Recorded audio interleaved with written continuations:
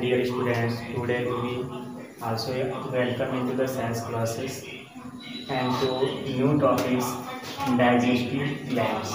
पिछले वीडियोस में आपको एलिमेंट्री कैनाल रिलेटेड जितने भी टॉपिक्स थे उसको बताएंगे थे। इसमें टॉपिक छूटा हुआ था डाइजेस्टिव ग्लैंड्स। तो in the human beings let also you find the 5 digestive glands. salivary glands, first is the salivary glands, salivary glands. Second will be the liver and third pancreas. इसके अतिरिक्त भी दो आपके digestive glands होते हैं जिसमें आपका स्टमच आता है अमाशय और इनकी दूसरा पैंक्रियाज होता है एक तो अमाशय होता है। उसके बाद से जो छोटी इंटेस्टाइन होती है स्मॉल इंटेस्टाइन भी आपकी एक पाचक ग्रंथि की तरह ही कार्य करती है। बेसिकली हम 3 ग्लैंड्स के बारे में जानते हैं जो सबसे इम्पोर्टेंट है। सैलिवरी ग्लैंड्स जो ह्यूमन बॉडीज होता है, ह्यूमन बॉडीज की माउथ के अंतर्गत जो ग्लैंड्स मिलती है, ठीक है, यह यानी कि इसमें 3 जोड़े आपके क्या होते हैं सैलिवरी ग्लैंड्स पाई जाती है। जिसमें एक जो होता है कान के ठीक नीचे होता है जिसको आप पैरोटिड ग्लैंड्स कहते हैं, कर्णमूल ग्रंथियाँ होती हैं। दूसरे जो होता है जिह्वा के ठीक पीछे जो लगा होता है इसको सबलिंगुअल ग्लैंड्स कहते हैं। और एक आगे की तरफ पाई जाती है इसको सबमैंडिबुलर ग्लैंड्स कहते हैं। तो सैलिवरी ग्लैंड्स के द्वारा जो यानी कि वाटर लाइक का जो जूस सिक्रीट होता है that is known as the saliva. इससे सिक्रीटेड जो सब्सटेंस है इसे हम saliva and saliva that contain an enzyme, this enzyme is known as the tagging, इसे टैगिंग कहेंगे,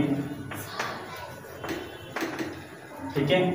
और दूसरे शब्दों में इसे सैलिवरी एमाइलेज कहते हैं,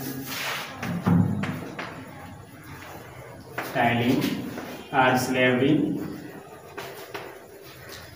एमाइलेज। इसका काम ये होता है कि फूड्स में आया हुआ जो भी आपका स्टार्च है ये starch get also change into the sugar. किसमें चेंज कर दिया? शुगर में चेंज कर दिया। इसलिए जब आप यानी कि रोटी भी खाते हैं तो ये रोटी जो होता है आपको कुछ देर चबाने के पश्चात उसमें जो स्टार्च होता है वह शुगर में चेंज हो जाता है जिसकी वजह से आपको मीठा लगने लगता है। ये तो आपकी पहली ग्लैंड्स होगी। दूसरी जो ग्लैंड्स हैं लीवर, ये लीवर जो होता है सबसे बड़ी ग्लैंड्स होती है ह्यूमन बॉडीज में। अगर मेल में देखा जाए तो नियरली जो होता है ये 1.5 kg इन अबाउट होता है, but in the female that have the less in weight, कुछ मात्रा उसकी कम होती है। लीवर के आपके 2 पार्ट हो जाते हैं, एक बड़ा लीवर होता है एक छोटा होता है। लीवर का 2 भाग है। इसमें लीवर की जो सेल्स होती हैं इस सेल्स के द्वारा जो सिक्रेटेड, मतलब लीवर अनेक छोटी छोटी सेल्स से मिलकर बनी होती है जो हेक्सागोनल होती हैं। और इन सेल्स के द्वारा जो सिक्रेटेड सब्सटेंस जो होता है उसको बाइल जूस कहते हैं। मतलब लीवर आपका क्या सिक्रेट करता है? बाइल जूस, ठीक है। ये जो बाइल जूस है इसके सिक्रेट होने के पश्चात that also store into the gall bladder. ये गॉल ब्लैडर में क्या होता है? स्टोर होता है। और ये जो यानी कि बाइल डक्ट होती है इस बाइल डक्ट के माध्यम से पैंक्रियाज में आता है। वैसे देखा जाए तो लीवर के अंतर्गत कोई भी डाइजेस्टिव एंजाइम्स नहीं होती हैं, but that also play important role in the digestions. The bile juice also change the medium of the stomach foods. Stomach में जो फूड्स है वह एसिडिक होता है। अब इसको ये बेसिक मीडियम में क्या करता है? चेंज कर देता है। और बेसिक मीडियम में इसकी डाइजेशन क्या होती है? प्रारंभ होती है। इसके पश्चात यानी गॉल ब्लैडर में स्थित जो आपकी बाइल जूस है इसका काम ये होता है कि जो आया हुआ फैट है जिसका अब तक डाइजेशन नहीं हुआ तो इसको यानी कि फैट का इमल्सिफिकेशन कर देता है। इमल्सिफिकेशन कर देता है, और ऐसे फैट को इमल्सिफाइड फैट कहते हैं। इसका इमल्सीकरण करने के पश्चात पहले फैट के बहुत बड़े बड़े मॉलिक्यूल थे, अब क्या हो गया, छोटे छोटे मॉलिक्यूल्स बदल गए। अब फैट का डाइजेशन क्या होता है, आसान हो जाता है। इसके पश्चात यानी कि जो लीवर है, that is the basis of the all chemical reactions. Bodies में जितने भी केमिकल्स रिएक्शंस होते हैं, ये सभी केमिकल रिएक्शन आपके लीवर के अंतर्गत ही होता है। ये ग्लाइकोजन का संचय भी करता है, विटामिन ए का सिंथेसिस भी करता है। इसके अतिरिक्त यानी कि that formation of the urea and uric acid, मतलब ये उत्सर्जी ऑर्गन की तरफ भी कार्य करता है। तो that is the most important organ in the body is liver. Seconds मतलब देखा जाए तो तीसरी जो आपकी डाइजेस्टिव ग्लैंड्स हैं, ये आपकी पैंक्रियाज होती हैं। पैंक्रियाज जो होता है यानी कि ये एक प्रकार की मिक्स्ड ग्लैंड होती है। पैंक्रियाज कैसी होती है,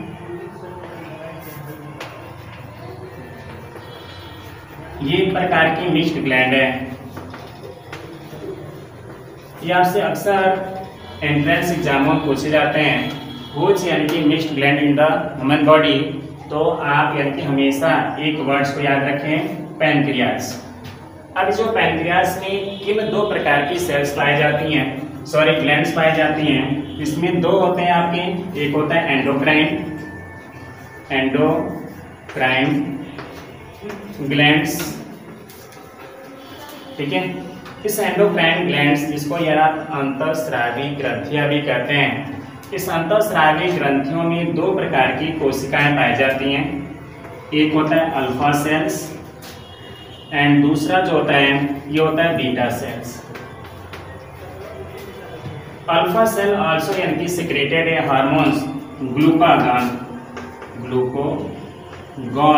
hormone will be secreted and that also change the excess glucose, sorry if the यानी कि in the blood, अगर ब्लड में ग्लूकोज की मात्रा घट जाती है तो लीवर में संचित आपका जो ग्लाइकोजन है, इस ग्लाइकोजन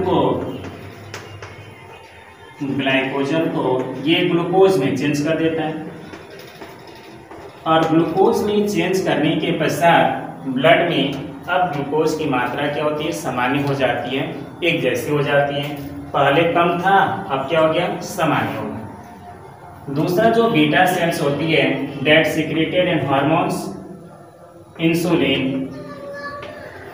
क्या हार्मोन सिक्रेट होता है, इंसुलिन सिक्रेट होता है, और इस हार्मोन्स के द्वारा मतलब जब इंसुलिन सिक्रेट होता है तो यदि ब्लड में ग्लूकोज की मात्रा अधिक है, मतलब एक्सेस ग्लूकोज है, तो इस ग्लूकोज को ये क्या कर देता है, ग्लाइकोजन में चेंज कर देता है। मतलब आप देखो तो ये पाओगे कि ग्लाइकोजन मतलब जो ग्लूकागॉन हार्मोन्स है और इंसुलिन हार्मोन्स के वर्क जो होते हैं एक दूसरे के डिफरेंट हैं, अपोजिट हैं। मतलब ये देखा गया कि जो ग्लाइकोजन है, जब ब्लड में ग्लूकोज की मात्रा कम हुई तो ये ग्लाइकोजन को ग्लूकोज में बदल दिया था, ये पहले इसमें चेंज कर दिया था। लेकिन जब ब्लड में जब खाने के पश्चात क्या हो जाती है, ये एक्सेस आपकी क्या हो जाती है, ग्लूकोज लेवल बढ़ने लगता है, उस समय इंसुलिन जो होता है इसकी डायरेक्शन को चेंज कर देता है। अब ये ग्लूकोज जो अधिक हुआ उसे ग्लाइकोजन में चेंज करके ये बॉडी में क्या करता है, संचय कर देता है। तो इससे यानी कि अगर देखा जाए, अगर किसी बॉडीज में बीटा सेल्स निष्क्रिय होने लगते हैं, मतलब कम होने लगते हैं, या ये से सिक्रेटेड इंसुलिन की मात्रा अगर घटने लगती है तो घटने के पश्चात उसमें जो बीमारी क्रिएट होता है उसे डायबिटीज कहते हैं, या उसे शुगर कहते हैं। शुगर इसलिए कहते हैं क्योंकि इससे क्या होती है, यूरिन के माध्यम से जो एक्सेस ग्लूकोज है वो ग्लूकोज क्या होता है, शरीर से बाहर निकलने लगता है। इससे टॉयलेट में बार बार क्या होती है, चींटियाँ आने लगती हैं। इसका सिम्टम्स होता है कि टॉयलेट में बार बार चींटियाँ आती हैं। दूसरी सिम्टम्स होता है कि बार बार यूरिन जाना पड़ता है। तीसरी सिम्टम्स ये होती है कि उसको प्यास अधिक लगती है। इसलिए क्या होता है, डायबिटीज के पेशेंट में बार बार पानी पीने और बार बार यूरिन करने की प्रक्रिया शुरू हो जाती है। तो ये तो रहा आपका कौन, एंडोक्राइन ग्लैंड्स। जिससे दो यानी कि आपके क्या हो गए सेल्स मिले, अल्फा सेल्स और बीटा सेल्स, जिससे सिक्रेटेड हार्मोन्स रहे अल्फा सेल से ग्लूकागॉन और बीटा सेल से इंसुलिन। जो ग्लूकागॉन होता है जब यानी कि ब्लड में ग्लूकोज का स्तर घटता है तब ये सिक्रेट होता है और ग्लाइकोजन को ग्लूकोज में चेंज कर देता है। और जब भोजन करने के पश्चात क्या होता है, इंसुलिन, ब्लड में ग्लूकोज की जब मात्रा बढ़ जाती है तो इंसुलिन सिक्रेट होता है और ये जो एक्सेस ग्लूकोज है ब्लड में इसको ग्लाइकोजन में चेंज कर देता है। तो अभी हम बता रहे थे कि जो पैंक्रियाज है इसमें दो प्रकार की सेल्स रही, एक आपका एंडोक्राइन था और दूसरा जो है एक्सोक्राइन था। ठीक है, एक्सोक्राइन। अब हम लोग बात करते हैं एक्सोक्राइन ग्लैंड्स की। Exocrine glands that also secreted enzymes. इसका क्या सिक्रीशन होता है, एंजाइम की सिक्रीशंस होती है। इसमें तीन प्रकार के एंजाइम सिक्रेट होते हैं। पहला होता है आपका इमाइलेज, दूसरा होता है इरेप्सिन या काइमोट्रिप्सिन भी कह सकते हैं,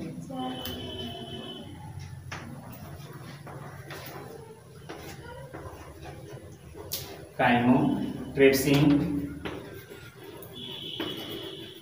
और तीसरा जो होता है लाइपेज।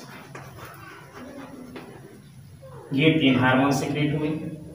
ये जो इमाइलेज होता है that also convert the carbohydrate into the glucose। ये पहला जो एंजाइम है, ठीक है, ये कार्बोहाइड्रेट को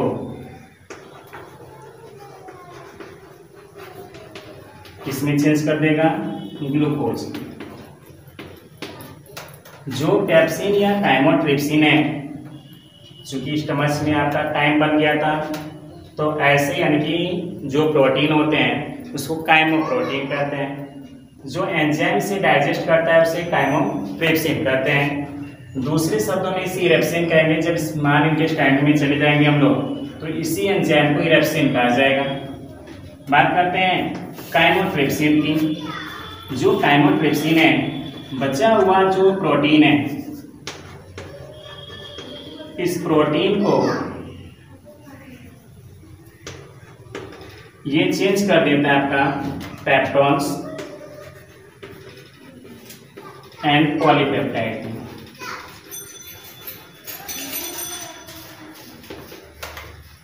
तीसरा जो आपका हार्मोन्स होता है वो होता है लाइपेज। ये जो लाइपेज है इसमें इमल्सिफाइड जो फैट है, इस फैट को ये चेंज कर देता है आपका फैटी एसिड प्लस ग्लिसरॉल, इसे परिवर्तन कर दिया। इस तरह से अगर देखा जाए तो पैंक्रियाज के द्वारा लगभग जो यानी कि फूड न्यूट्रिएंट्स रहे वो आपके डाइजेस्ट हो गए। लेकिन इसके साथ साथ अभी फूड से डाइजेशन नहीं हुआ, अब इसके पश्चात यानी कि फूड जो होता है आगे बढ़ता है और ये स्मॉल इंटेस्टाइन में प्रवेश कर जाता है, जो डिओडिनम से शुरू होता है। और डिओडिनम से शुरू होने के पश्चात स्मॉल इंटेस्टाइन में भी बहुत सारे डाइजेस्टिव एंजाइम निकलते हैं। अकेले जो स्मॉल इंटेस्टाइन होता है लगभग 1.5 लीटर्स डाइजेस्टिव जो जूस होते हैं वह सिक्रेट करता है, जिससे जितने भी बचे भी फूड न्यूट्रिएंट्स रहे, जैसे यहाँ देख लीजिए पेप्टोन्स हो गया, पॉलीपेप्टाइड हो गए, तो ये इन शब्दों को या इन जो न्यूट्रिएंट्स अभी बचे हुए हैं इनका फूड से डाइजेशन हो जाएगा एमिनो एसिड में। तो इस तरह से आप देखिए कि जितने भी डाइजेस्टिव ग्लैंड्स रहे ये सभी ने क्या कर दिया, यानी कि फूड को डाइजेस्ट करने में ये काफ़ी अहम भूमिका निभाया। एक क्वेश्चन रह गया, यदि किसी पर्सन से गॉल ब्लैडर को निकाल दिया जाए, से कभी कभी ऐसा होता है कि बॉडीज में पॉपुलाइज का फॉर्मुलेशन हो जाता है। पॉपुलाइज का मतलब होता है स्टोन्स। जब बॉडीज के अंतर्गत पानी की कमी हो जाती है, वाटर की कमी हो जाती है, तो इसके अंतर्गत जो वैल्यूब्रिन पिगमेंट जो होता है उससे वाटर एब्जॉर्ब कर लिया है and that become as the solid, ये कठोर हो जाता है, जिससे गॉल ब्लैडर में क्या होता है, स्टोन बन जाता है। तो मेरा क्वेश्चन ये था कि यदि किसी व्यक्ति का स्टोन गॉल ब्लैडर में बन गया तो अगर उसको निकालना हो तो पूरी गॉल ब्लैडर को काट के निकाल देते हैं। तो what is effect in the digestion of foods, तो फूड के डाइजेशन में क्या उसकी भूमिका होगी या क्या परेशानियां होंगी, इसको आप कमेंट के द्वारा जरूर बताएं। इसकी नेक्स्ट यानी कि जो टॉपिक की जो वीडियो होगी जल्दी ही अपलोड हो जाएगी।